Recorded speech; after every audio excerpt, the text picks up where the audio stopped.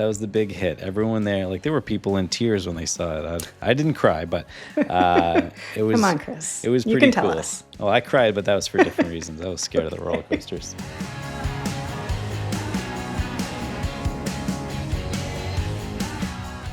Hey, I'm Chris. Welcome to the Upgraded Points podcast.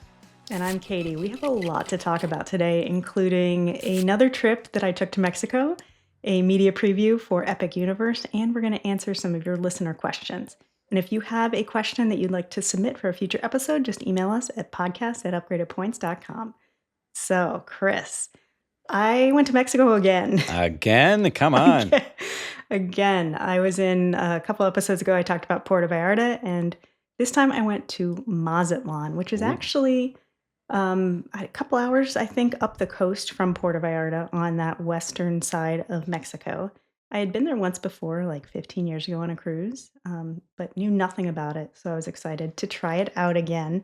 It's not as well known as, a Cabo or a Cancun or Puerto Vallarta, but man, is it beautiful. And it just has that feeling like it's going to be the next thing. Like in 10 years, you're going to hear about Mazatlan as much as you hear about all of those other places. I went for a media trip to Dreams Mazatlan, and Dreams is part of Hyatt's all-inclusive collection. It is a family-friendly resort. It is in a community called Estrella de Mar, and I'm probably pronouncing that very wrong. Nice, yeah. I was trying. And so it's a private area kind of owned by one very rich guy. And it has this resort, some condos, and some private homes, and that's it. So you are on a beach that just extends for miles, and no one else is around. I walked 1.5 miles down the beach one day, and I saw 10 people total in like the hour and a half that I spent out on the beach. And they're just empty lots. You can tell that in the next Something's 5 to 10 coming. years, there's going to be hotels up and down this shoreline. I was told there was actually talks about a secrets resort being added to this particular property, but that is on hold now. So maybe that's coming at some point. But right now there is a Dreams property. And I was so excited because I had never been to a Dreams property before. So this was a first for me. And it was gorgeous. This property opened last April. I was actually there right over the 1-year anniversary. So it's essentially brand new, which is really nice. The rooms are modern. They're clean. They've got that great sort of contemporary feel, but you still feel like you're in Mexico, but without it being kitschy. Great rooms. The one thing I thought was super cool about this hotel is every room is oceanfront with a balcony. So it's not one of those situations where you're at a huge resort and you feel like you're, a half a mile back from the ocean, if you can see the ocean at all. Every single one of these rooms is oceanfront. So even the base level room that you can book with points, you are going to be right there with an amazing view. And I looked at the points prices because I had no idea before I went what the cost of this place would be. It's a category B, which is super low. It's on that all-inclusive Hyatt award chart. It's a category B, which means you can book this place for 17, 20, or 23,000 points per night. Wow. It's a steal. That is very inexpensive. Yeah. So I can't imagine that this place is not going to get bumped up at some point. Yeah, in when one the of next those category adjustments next year. I mean, it's not a huge property. There's 2 main pools and then an adults only area. The dining was exceptional. I've been to a lot. Is this an all-inclusive property or no? It is an all-inclusive property. An all-inclusive property for 17,000 points a night? Oh my God. Yeah. I've been to a lot of all-inclusive properties, including a couple of Hyatt Zivas, which is their original brand of family-friendly all-inclusives. And I've had some good food. I've had some not so good food. And that's kind of typically how it tends to be with most all-inclusives. But you tend to get what you pay for, I've found in my experience with all-inclusives. But this just broke that mold because for 17 to 23,000 points or around, $330 to $400 a night is the prices I was seeing. The food was exceptional. I mean, every single meal was delicious. They had an Italian restaurant that we did a private wine tasting dinner, which was amazing. We went to their Mediterranean restaurant. So it was a Mediterranean Asian fusion, and it was just awesome. They started us out with sushi, and I don't eat any kind of fish or seafood, but I love vegetarian sushi. So they had an amazing vegetarian sushi with like avocado and cream cheese. And then they had one with cream cheese and steak and like fried onions. Ooh, That was just to die for. ooh, that sounds good. They had a great Mexican restaurant. They had a coffee bar 24 hours a day. So I was really pleasantly surprised how good the food was at this place. Wow. Um, Is this family friendly or adults only? Family friendly. There actually are 2 water slides and a small lazy river. I didn't Wow, get a chance to nice. go on the water slides, but they looked really cool.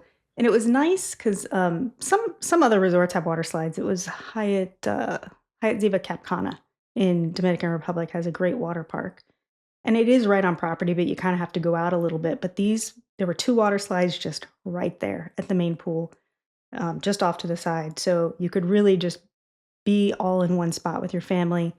The kids have access, well, and adults have access too to the water slides and the lazy river. It was just a really nice feeling. The beach, like I said earlier, phenomenal to walk on. It is not the kind of beach you want to go to swim, though. And actually, I believe the staff told me that guests are not allowed to swim at the Really? beach. Wow. Yeah, so it's just the Is it too waves rocky? are. Oh, it's not safe. Okay. Yeah, there's a really strong current. The waves are pretty rough. And I noticed that same thing when I was in Puerto Vallarta last month. It's gorgeous to look at, amazing to walk up and down the beach. But if you want to go in and swim in nice warm water, go to the Caribbean. Mm-hmm. But man, this is really it was a nice change from the Caribbean, which is where I tend to go a lot.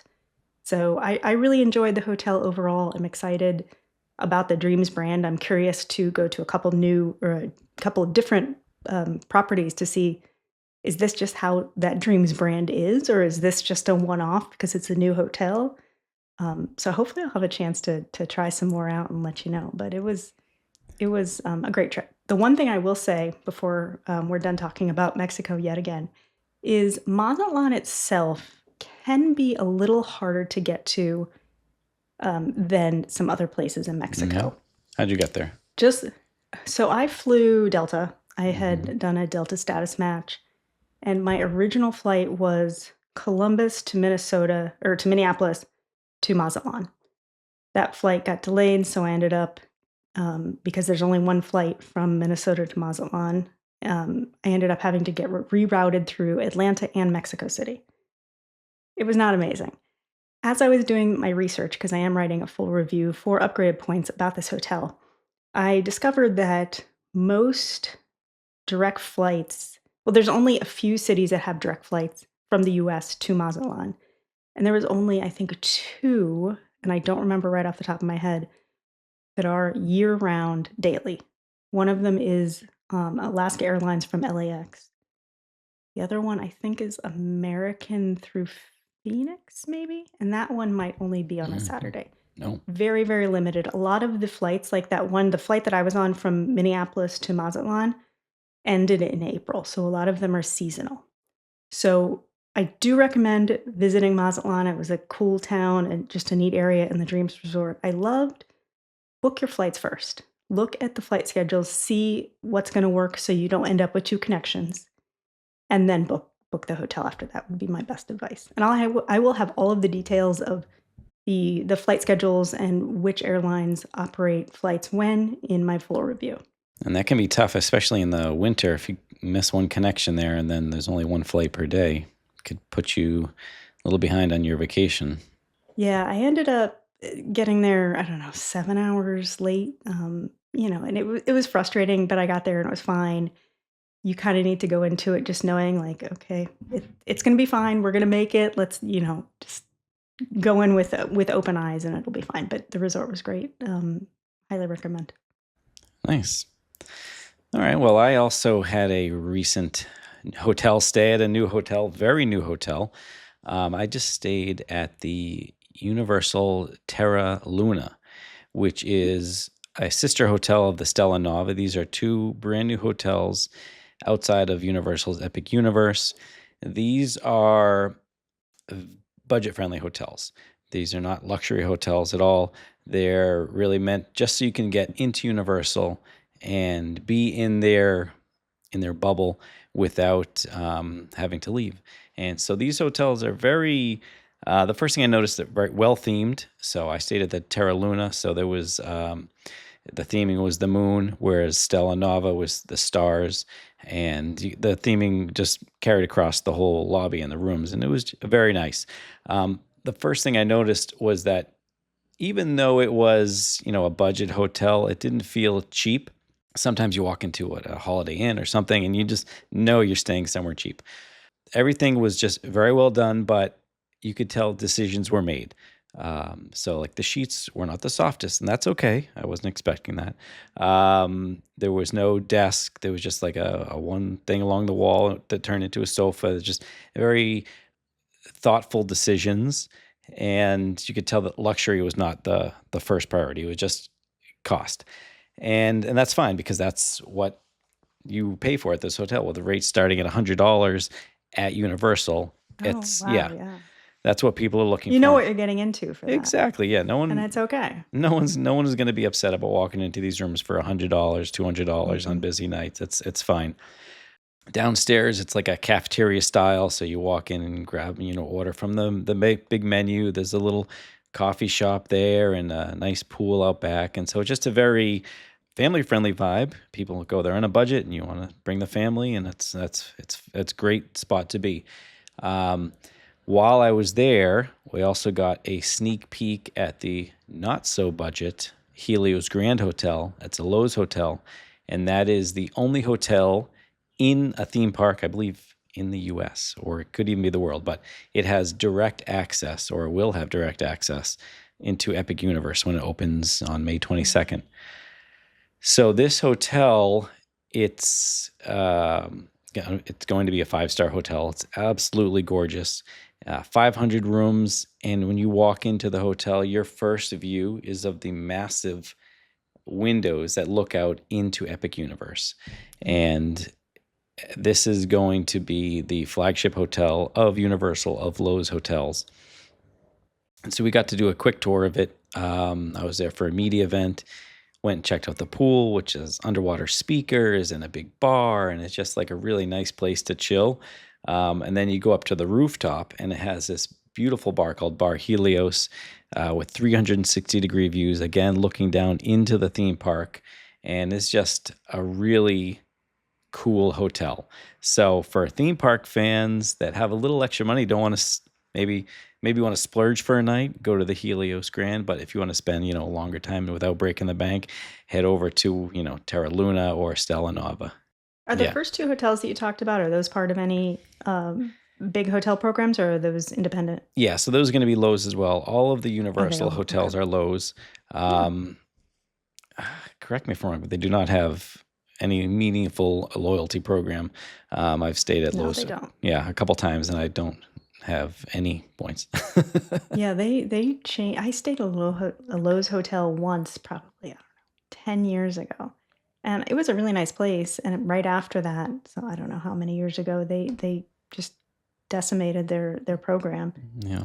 Do they even have points anymore? I thought it was a really strange thing where it was, I don't know. I obviously don't know anything about it because it was not that exciting at all. I've stayed at a few Lowe's hotels in the past few years because we've been staying at Universal lately. And no, I have 0 points. So I don't know if I'm missing something. Maybe I should go and check.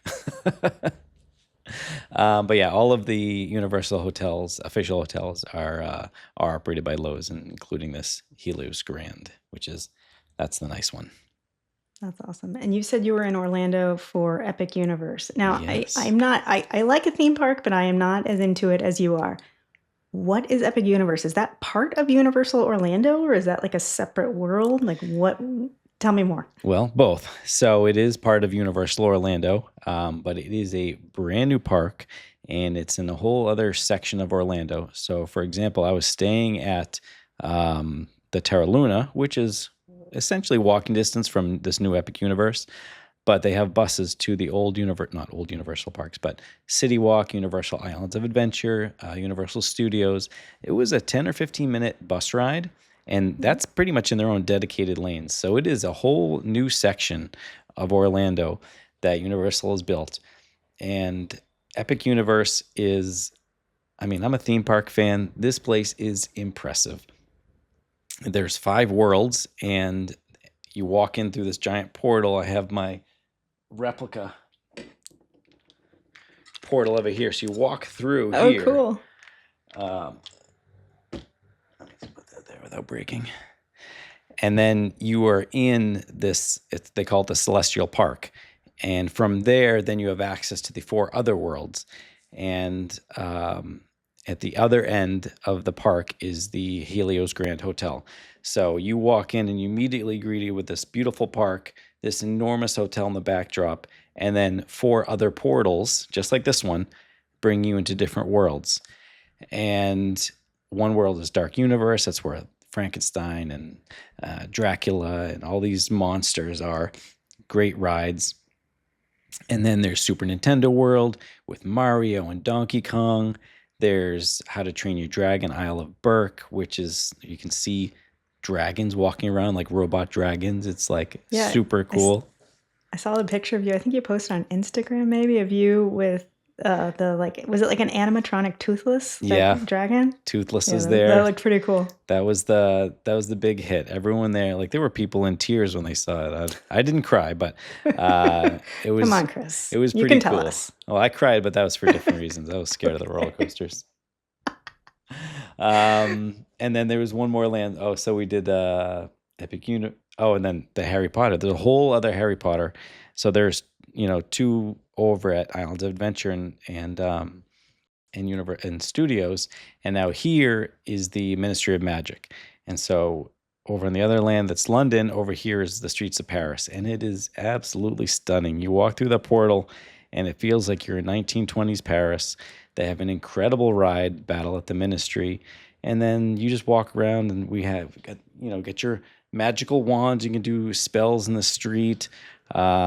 The cast members are all in character and answering questions and speaking with a French accent. And there's butterbeer crepes and butterbeer. And just, if you like Harry Potter, if you like theme parks, this is just so well done. It is really impressive that this place just popped up. Do you think someone who, like, I enjoy a theme park. I'm not a super big Harry Potter fan. Is someone like me can go into Epic Universe and still have a good time? Or are you going to get more out of it if you are a huge Harry Potter fan or Super Mario?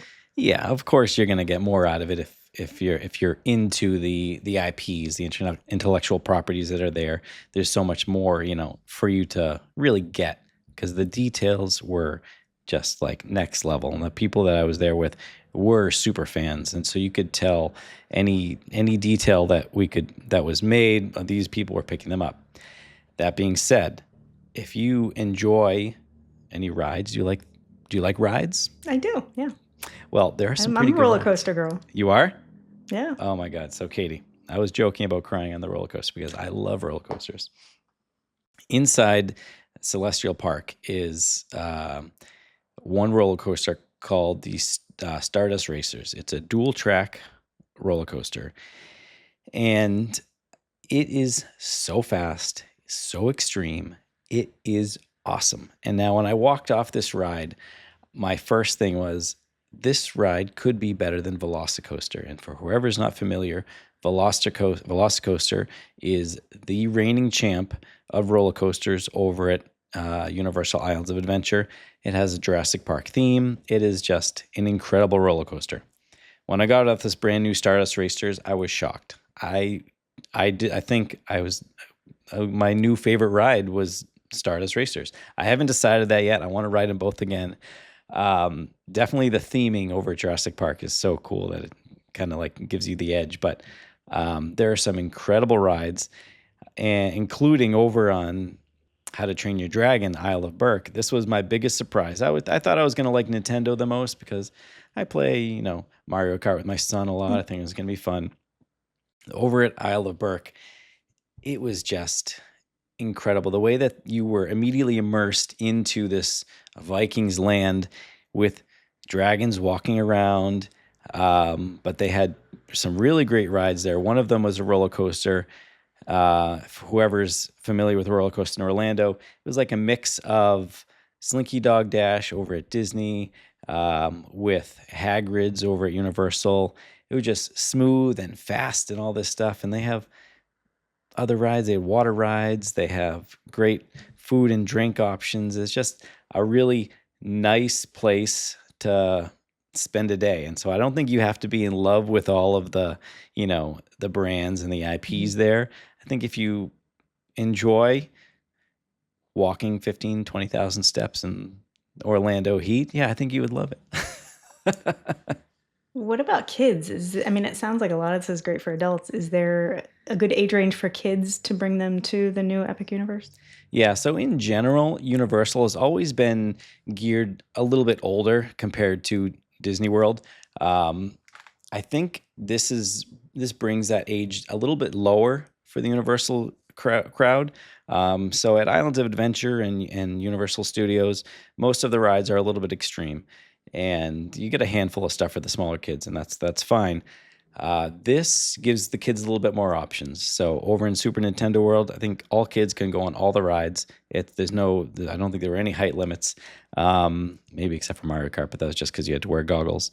But same thing at Isle of Berk. Everything is just super kid friendly. Obviously, the Stardust Racers extreme roller coaster wouldn't be ideal for a kid, but I really think this is a good park, good universal park for all ages.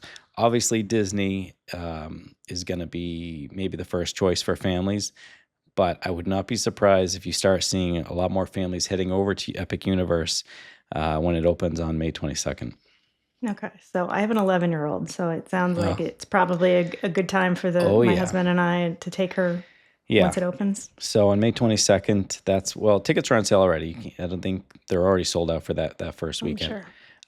But they just announced single day tickets. Before you had to buy a 3-day pass with the other two parks, but now you can just go for the day. If you wanted to stay at the Grand Helios, if you're going for one day, you'll have exclusive entrance and early park access from that hotel. You can walk right on. I would run, straight to Harry Potter, even if you're not a fan of the movies. The ride, the detail, the queue was just absolutely mind-blowing. The amount of details and attractions inside the attraction itself. I absolutely think it is worth a visit. Definitely sounds good. I'm going to have to add it to my calendar. Let's take a quick break, and when we come back, we're going to talk about some practical tips about booking a trip to Universal Orlando and then possibly Epic Universe.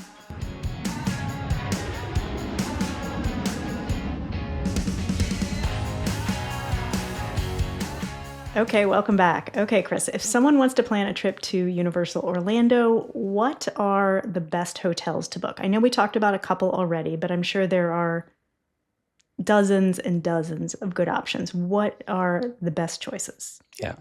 So you're not going to run out of options when you're looking at hotels in Orlando. If you are staying at Universal, you don't have plans of, venturing off site or going to other parks in town, I think staying on property is going to be your best option. There are options for all budgets.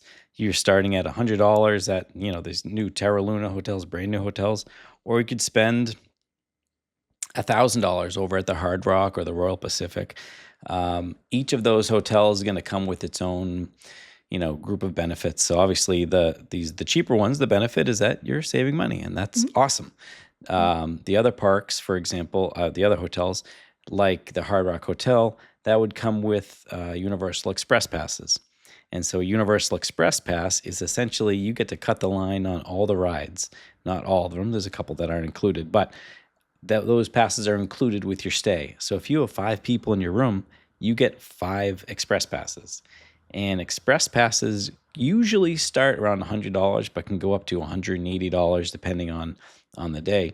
So if you have 5 people in your room, you're saving $500 to $900 in Express passes. So these hotels may seem a little expensive at first, but if you can take advantage of the benefits, including, early park access, these express passes, and then obviously the location, you can really make a case that staying on property is worth it. If you decide, hey, I don't want to spend any money on hotels, but I've got a bunch of points. Well, Hmm. Orlando is pretty much the one of the best places to use those points. Whether you get Hyatt, Marriott, IHG, Hilton, there's just a long list of hotels that you can use your points and miles at, so you can save all your cash for your tickets. Is Universal, and this might be a really dumb question, I'm not familiar with the area. Is Universal close to that Conrad at Evermore that you talked about previously? Is that an option if you wanted to stay at that hotel or one of those Evermore hotels? Or is that too Absolutely. far out of the way? No, no, nothing's too far in Orlando. I mean, I'm kind of the mindset that if you're gonna have to get in the car, you might as well just stay anywhere. So if you're staying on property, obviously the Universal Hotel will be better because then you could either take a bus or a boat, or you can even walk to the hotel. Once you have to get inside a car or an Uber, it really doesn't matter because, I mean, you're going to be driving. If it's a 5-minute drive or a 15-minute drive, it's really not going to impact your day too much. So then I say your options really expand. So if you want to stay at the Evermore Resort, which is incredible, yeah, it's a 5-minute drive to Disney, or it's going to be a 10-minute, 15-minute drive to Orlando. It's not really going to be a deal breaker either way. So, and that's the same thing goes with Airbnbs. If you decide, I want to rent a house and bring my whole family, oh, but you don't get to be on the park, that's okay. You're going to get in the car in 15 minutes, you'll be there. That's kind of my mindset. And if you get an Uber, can they take you right up to the entrance, or like how convenient is that? That's a great question because yes, there are tons of perks to taking a ride share because they will bring you right off to a dedicated drop off area. Whereas if you were driving your own car, you'll need to get in line to park, pay whatever $30 a day to park, find the spot, and then walk all the way to the security gate. So rideshare is actually a great option in Orlando as well. Okay, and you can use up those Uber and rideshare credits on various credit cards. There you So go. there you go. Okay, so any other tips on saving money or earning or using points for tickets or hotels or transportation? What else should we know before booking a trip to Universal? Yeah. So we obviously know that we can book flights and hotels and all this stuff with our points and miles, but it can be a little bit harder to do those to actually buy your theme park tickets. If you're going to be paying cash, I like to go through someone like Undercover Tourist. It's a third party, but they're really well known. They guarantee their rates. Sometimes you can get discounts on the tickets as well, so it's a good deal. And the bonus of something like that is that those tickets, whether they're Disney or Universal, they'll code as travel. So if you had a Capital One Oh, card, for okay. example, you could then cover that purchase. Or That's if you great. want to earn points, then you could do something like book through the city travel portal or the Bill travel portal and either redeem your points there or earn a bunch of points. That sounds great. Well, I don't know, between the Evermore Conrad, that what is it, the Helios Oh, hotel that you yeah. talked about today? I We I may might be have to getting you book a trip down. to Orlando. Okay, Yeah. Katie. I Got to get you out just of wait. Mexico and get you to, I there's a Mexico in Epcot. know. After all these trips to Mexico, I'm going to end up in Mexico and Epcot. Yeah. It's Hey, all they good. got some It's good all good. margaritas. Okay, let's move on to some questions because we have had some questions from Instagram and then actually from a family member for this week. All So right. let's jump into it. All right. I'll take the one from Instagram for you. Sure. This one comes from Lacey, and it's the kind of question that all the solo points players here need to hear. And the question is, how can you continue getting sign-up bonuses as a solo points player? Okay, so the first thing I have to say is, we hear a lot in this game about solo players or player one, player two. If you have, a spouse or a close family member or a friend that you're sort of playing the game with. And really, I don't think there's any difference for the most part in strategy between playing the game as a solo player versus two-player mode, which is what some people call it. So, as far as getting sign-up bonuses, I don't think there's much difference. I thought this was an interesting question because I remember back when I started in this game over a decade ago, there were just a handful of Points and Miles blogs out there, and I emailed the big Points and Miles blog out there that I read religiously every single day and asked basically the same question. And when I asked, I kind of said, how do I keep getting these sign up bonuses? It feels like this is going to dry up really soon. And I feel like maybe that's sort of where Lacey is coming from in this question. And I remember he kind of told me, like, oh, there's always going to be sign up bonuses. Don't worry. And I kind of thought he was BSing me a little bit, but it turned out to be totally true. Over 10 years later, I am nowhere near running out of sign up bonuses to earn.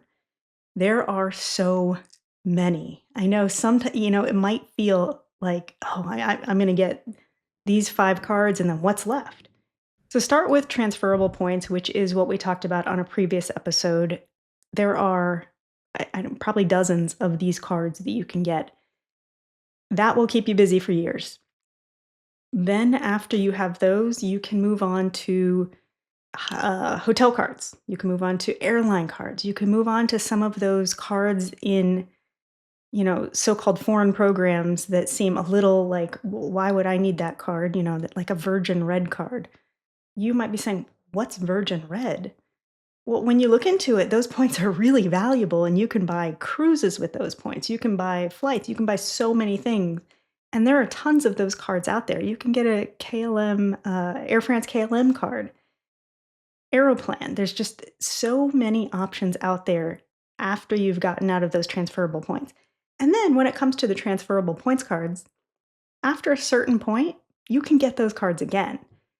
It depends based on the bank and the issuer, what the rules are. Some banks they don't really care, and you can kind of get the card as much as you want. Sometimes you have to wait 24 months. Sometimes you have to wait 48 months. And it seems like a long time, but once you're into it and you're getting into a rhythm with your card applications, by the time you're ready to maybe get one of those cards again, that time is already up and you're eligible again for that sign-up bonus. So regardless of whether you're playing as a solo player or is a 2-player mode or as a family with, a few different people or with a group of friends, I don't really think that's going to change your sign-up bonus strategy. And there are so many options. There's no way to run out of good options for sign-up bonuses. What do you think, Chris? Anything I missed there? No, I think you covered. I think just really knowing the rules of each bank and having a game plan. I think that it's really, really doable for a solo player. And obviously there's benefits to having, a P2, a player 2. But if you're just flying by yourself, you only need one set of miles, right? Yeah. And really, when it comes to flights, like you could be in 2-player mode, but you have to earn double the amount of points for the flights. Really I mean, only it with hotels, maybe it's a little hotels, easier yeah. in 2-player mode, but with flights, it's the exact doesn't same. matter. A solo player is earning half the amount of points that And 2-player it's mode is, but easier they to need find half the amount. seats. Absolutely. So there is some benefit to that too. So keep on earning those bonuses because there's so many good ones out there. Okay. Next question is actually from my father-in-law. We were on a trip last month, I think it was, and my in-laws are aware of the points game. They have booked plenty of hotels with points because I kind of tell them sort of what they need to do. So they're mildly into it. They have a couple of cards, they earn points, and I sort of guide them to what's the best way to use those. And my father-in-law said, I've been seeing promos for buying points. Is this something I should be looking at? And when would be the time that I should be looking at buying points?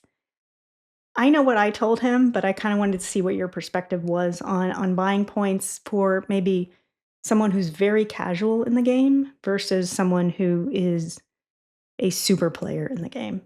So I think the first thing I would say is absolutely, it can absolutely make sense. I personally have bought hundreds of thousands of points and miles over the past few years. But for the casual traveler, you have to be very careful because A, it's going to be hard to know when it's going to be a good bonus. So we write about all the bonuses, so we'll tell you if it's worth it or not. But another reason is to have a specific redemption in mind. So, okay, there's a great Hilton sale right now, 100% bonus. Yeah, that's great. But if you don't have any travel plans this year and you're not sure if you're going to visit a Hilton anytime soon, it's probably not going to be worth it because those points can be devalued at any moment. And so you could find yourself with 300,000 Hilton points. Oh my God, that's awesome. I only spent whatever, $1,600 on it. It's a good deal. But if you can't use the points, then it's not worth it at all.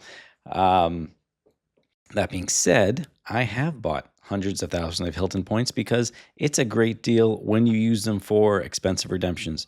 So when we went to Hawaii and stayed at the Waldorf Astoria, and we used them 100,000 points for a night there, but it only cost me $500 in points versus $1,200 in cash, that's a good deal. Last summer, I needed to get my family back home from the U.S. to Brazil. I really wanted to fly business class, couldn't find anything. All of a sudden, United Polaris opened up, and I could book it for 60,000 Aeroplan points each. I didn't have, so that's 240,000. I didn't have 240,000 transferable points available, and I didn't have nothing in my Aeroplan account. But guess what? The points were on sale.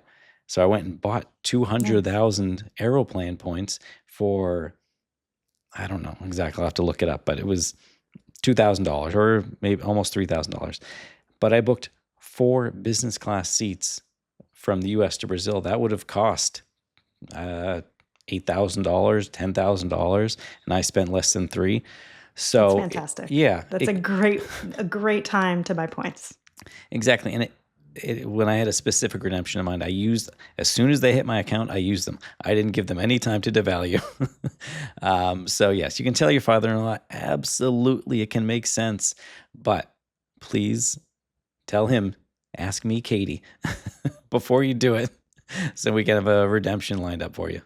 That is exactly what I told him. All In their right. situation, they had no plans. He was just looking out for good deals. So I told him, at this point, no, but it can make sense. Okay. And actually, I just had a friend ask me a couple weeks ago. She was looking to stay at a Hyatt. I think it was the Andaz in New York City. And it was like $800 a night. So she was asking me if there are ways to save money on that. She does not have any points. So I looked at the price to buy Hyatt points, and they're not on sale right now. So it's not an amazing deal. But the amount of money it would cost to buy the points to book that night was $500. So, well, Hey. that's not incredible, but you could buy $500 worth of points to book an $800 room.